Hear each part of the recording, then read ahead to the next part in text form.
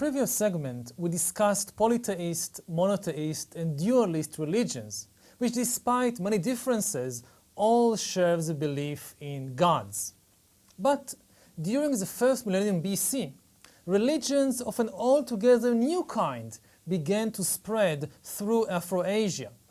The newcomers were religions such as Jainism and Buddhism in India, Taoism and Confucianism in China, and Stoicism, Cynicism, and Epicureanism in the Mediterranean area, religions which were characterized by their disregard of gods. These religions maintained that the superhuman order governing the world is the product of natural laws and not the product of divine wills and whims. Some of these natural law religions continued to believe in the existence of gods, but their gods were considered to be subject to the laws of nature just like humans and animals and plants. Gods had their niche in the ecosystem just as elephants or porcupines had theirs, but the gods could not change the laws of nature just as elephants and porcupines couldn't change them. A prime example of these new religions, natural law religions, is Buddhism, which was probably the most important of the ancient natural law religions and which remains even today one of the major faiths of the world. The central figure of Buddhism is not a god, but a human being, Siddhartha Gautama. According to Buddhist tradition, Gautama was heir to a small kingdom in the Himalaya mountains in northern India about 500 BC. The young prince was deeply impressed by the suffering which he saw all around him in his kingdom and city and in the world at large. He saw that men and women, children and old people, they all suffer, not just from occasional calamities such as war or plague, but they suffer constantly from anxieties, frustrations, and discontent, all of which seemed to be an inseparable part of the human condition. You can end all wars and plagues, but people will still suffer from all these anxieties and discontentment. What Gautama saw was that people pursue wealth and power. They acquire knowledge. They acquire many possessions. They beget sons and daughters. They build houses and palaces and whatever. But no matter what humans achieve, they are never content. They are never satisfied. Those who live in poverty naturally dream about being rich. Those who have managed to gain 1 million, they now want 2 million. Those who have 2 million, they now dream about having 10 million. Even the rich and famous, like his own family, the royal family, even they were rarely satisfied. They too are haunted by ceaseless cares and worries, which doesn't end until sickness, old age, and death put an end to it. And then everything that one accumulated and pursued throughout his or her life, everything vanishes, just like smoke. Life, it seemed to Gautama, was a kind of pointless rat race. But what other way was there? Was there any way to escape this endless rat race which ends only with death? When Gautama was 29, according to Buddhist tradition, he decided that answering this question is the most important thing in life. He left in the middle of the night. He slipped away from his palace. He left behind his family. He left behind his possessions, his kingdom, everything. And he traveled as a homeless vagabond throughout northern India, searching for a way out of suffering. Not only out of wars and plagues, but out of all anxieties and frustrations and discontent. Gautama spent 6 years meditating on the essence, the causes, and the potential cures for suffering. And in the end, he came to the realization that suffering is not caused by ill fortune, like some earthquake. Suffering is not caused by social injustice, and suffering is not caused by divine whims, by the whim of some god or goddess. Rather, Gautama discovered, suffering is caused by the behavior patterns of one's own mind. Gautama's big insight was that no matter what the mind experiences, it almost always reacts with craving, and craving always results or involves dissatisfaction. When the mind experiences something unpleasant, like you experience pain, you crave to be rid of it. And when the mind experiences something pleasant, it still craves. It craves that the pleasure will remain and will intensify. And therefore, the mind is always dissatisfied and restless, always craves for something more. This is very clear when we experience unpleasant things, such as pain. As long as the pain continues, we obviously want to be rid of it. Yet, even when we experience pleasant things, according to Gautama's findings, we are never content. We either fear that the pleasure might disappear, or we hope that the pleasure will intensify. For example, people who dream for years about finding love and being in a relationship, when they finally get what they want, this pleasant thing of finding love and being in a relationship, they are rarely completely satisfied. Either some people, they are all the time afraid that yes, I have it now, but I may lose it. Maybe he or she are going to leave me. Whereas other people, they say, yes, I have it, but I could have maybe got something better. Why settle for this guy or for this girl? I could get something better. And some people, they are torn by both problems simultaneously. They both fear that he or she are going to leave me, and they are all the time having this gnawing thought that I could have got something better. Maybe I should keep looking, keep searching.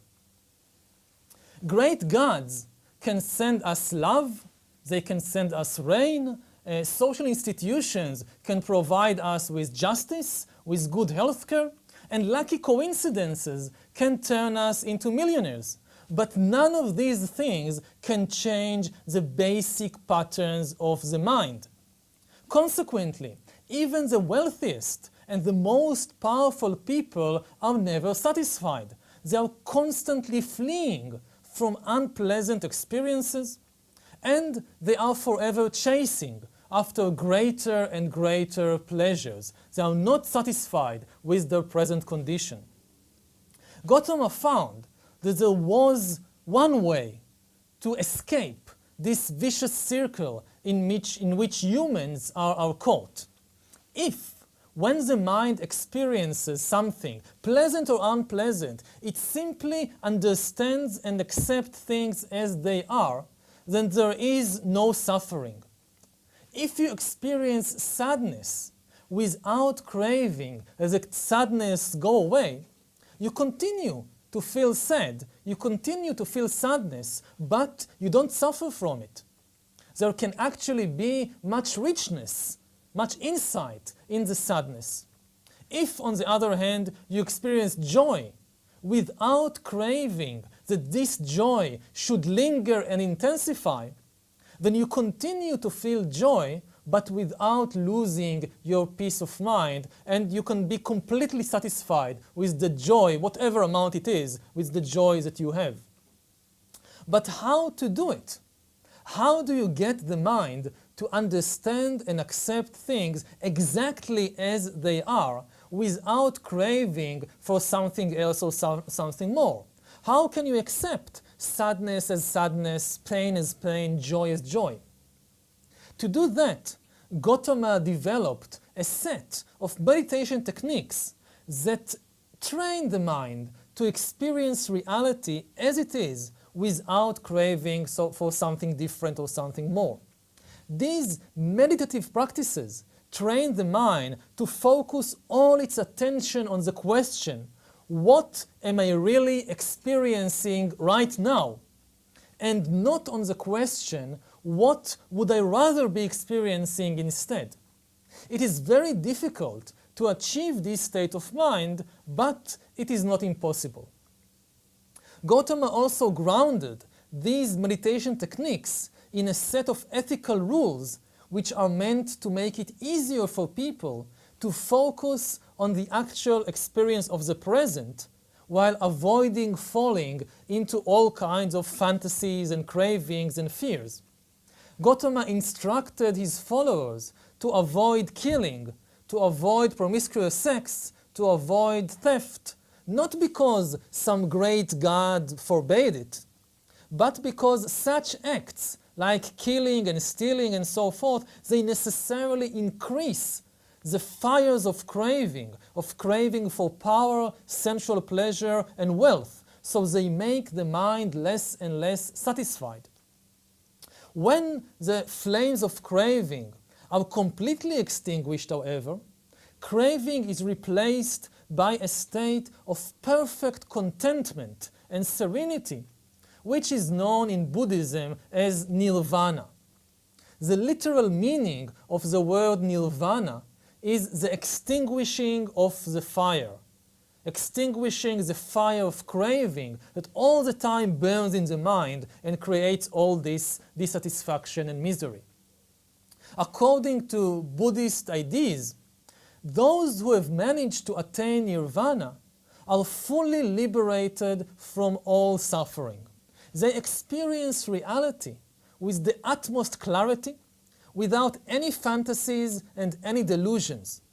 They might still encounter a lot of unpleasantness, even a lot of pain in their lives, but such experiences do not cause them misery, because they have no craving for the pain or unpleasantness to go away.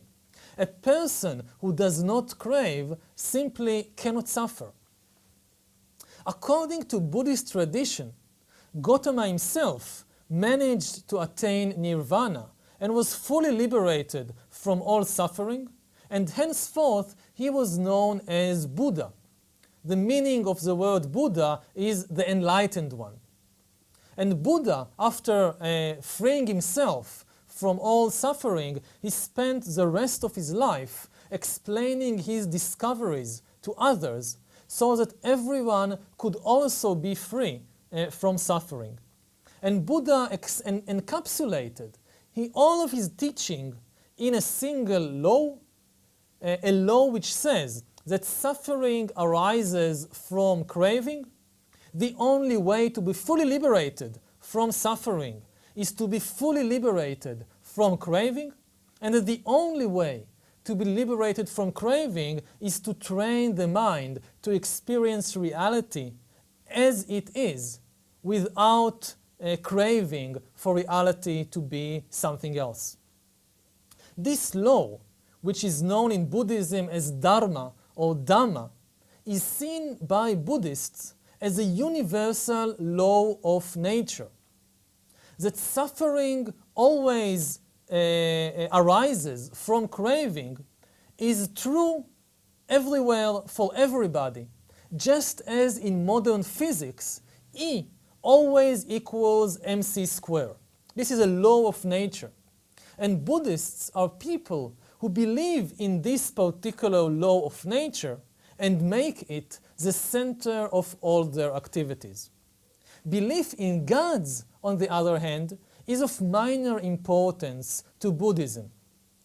Whereas the first principle of monotheist religions says God exists, what does he want from me? The first principle of Buddhism says suffering exists. How do I get out of it? Gods have little to play, have little influence on this. Buddhism does not deny the existence of gods. They are often described in Buddhist philosophy and Buddhist stories as powerful beings who can do such things as bring rain or bring victory in war. But gods, according to Buddhism, have no influence on the law of nature. Suffering and happiness are an outcome of a natural law which works in complete independence of the gods. If the mind of a particular person is free of all craving, no God in the universe can make this person miserable. Conversely, once craving arises in the mind of a person, all the gods in the universe combined cannot save this person from suffering, because craving inevitably leads to suffering. This, at least, is the Buddhist theory.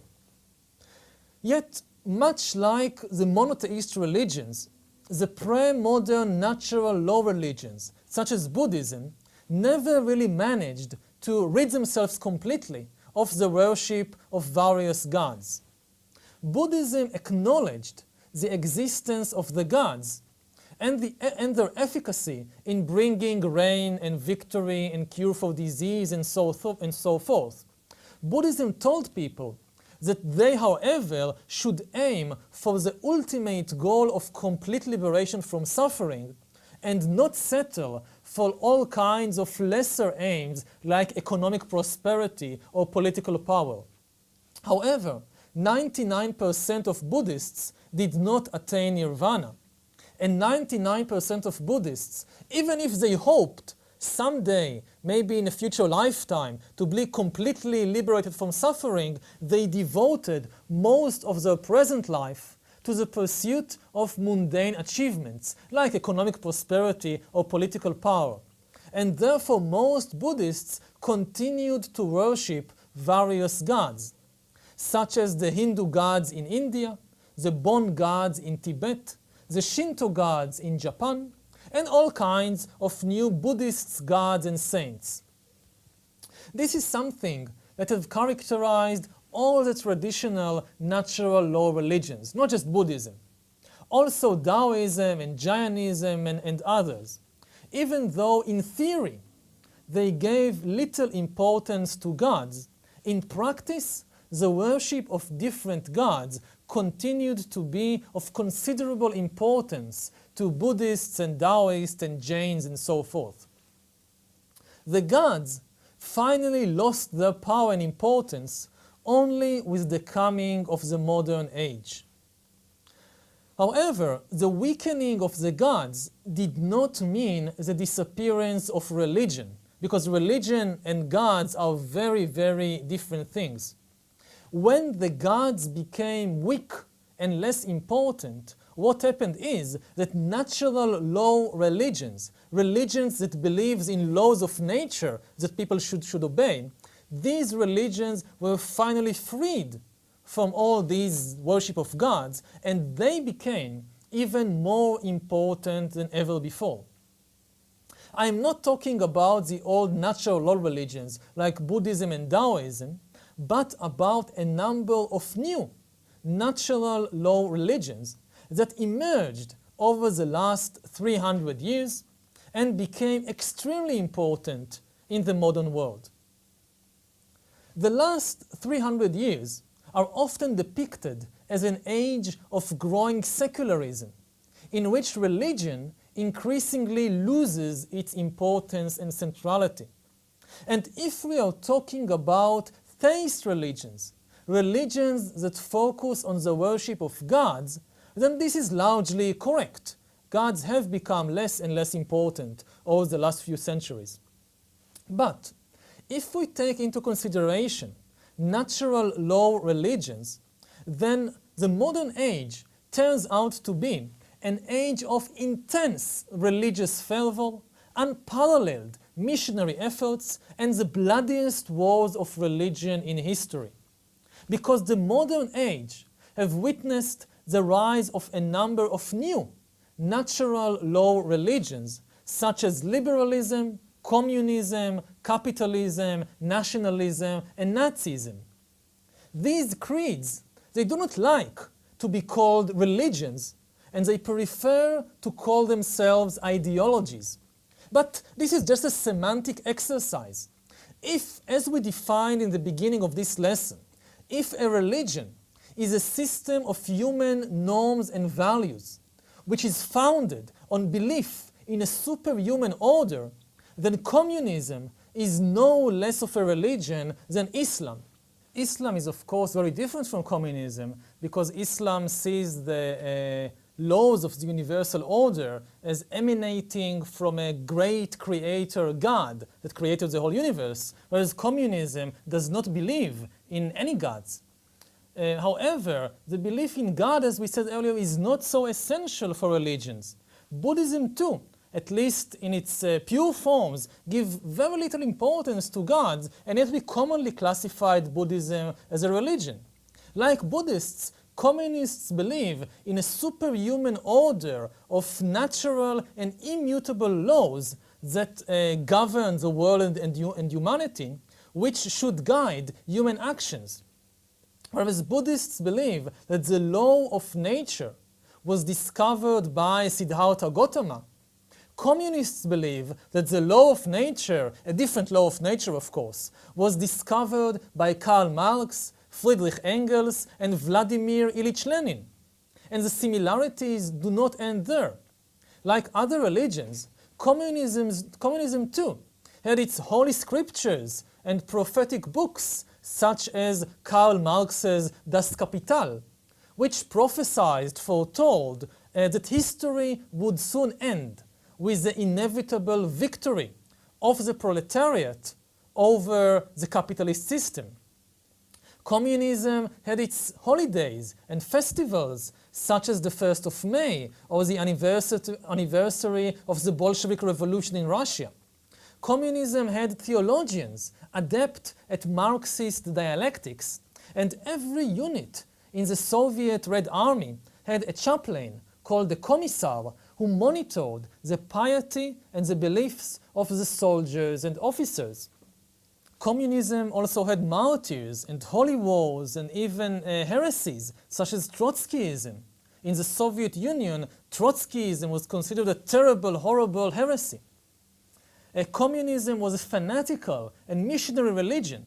According to communist ideology, a real devout communist could not be at the same time a believer in Christianity or Buddhism, and was expected to spread the true word, the gospel of Marx and Lenin, even at the cost of his or her own life. In order to understand the logic more deeply of calling communism a religion, let us take a look at this diagram, which explains what a religion is. As we said previously, a religion is a system of human norms and values that is founded on belief in a superhuman order. Now, not every belief in a superhuman order is a religion. For example, as we said, the theory of relativity believes in a superhuman order, an order that humans did not invent and cannot change at will. Yet it is not a religion because there are no human norms and values that are founded on it. Nobody says that it is wrong to murder or to steal because it violates the theory of relativity. So this is why it is not a religion. Conversely, not every system of human norms and values is a religion. As we said, football is not a religion, because nobody argues that the rules of football reflect superhuman edicts or superhuman order. Islam, Buddhism, and communism, they are all religions because they are all systems of human norms and values that are founded on a belief in a superhuman order. Now, note very carefully the difference between superhuman and supernatural. The Buddhist law of nature and the Marxist laws of history, they are superhuman, since they were not legislated by humans and humans cannot change them. However, they are not supernatural. They are not outside nature. They are the laws of nature. Now, some of you may feel, despite all these explanations, some of you may feel uncomfortable with this entire line of reasoning. If it makes you feel better, you're of course free to go on calling communism an ideology and not a religion. It makes no difference. It's just semantics. We can, if we want, we can divide creeds into religions which are centered on belief in gods and ideologies which have no gods and claim to be based on natural laws. What is crucial, however, is to realize that modern ideologies function in much the same way as traditional religions. They give superhuman legitimacy to humans' norms and values. This is the main thing that is important to understand. Now, of all the new ideologies and religions that emerged in the modern era, we cannot discuss all of them because there are many. But I would like to discuss the most important ones. And the most important ones are the humanist ideologies or humanist religions. These ideologies or religions of humanism, they have switched from worshipping gods to worshipping humankind itself. These humanist religions, the religions that worship humankind, they today are the dominant religions in the world. They dominate the world. And the next segment of this lesson will be dedicated to examining the central beliefs and practices of the humanist religions.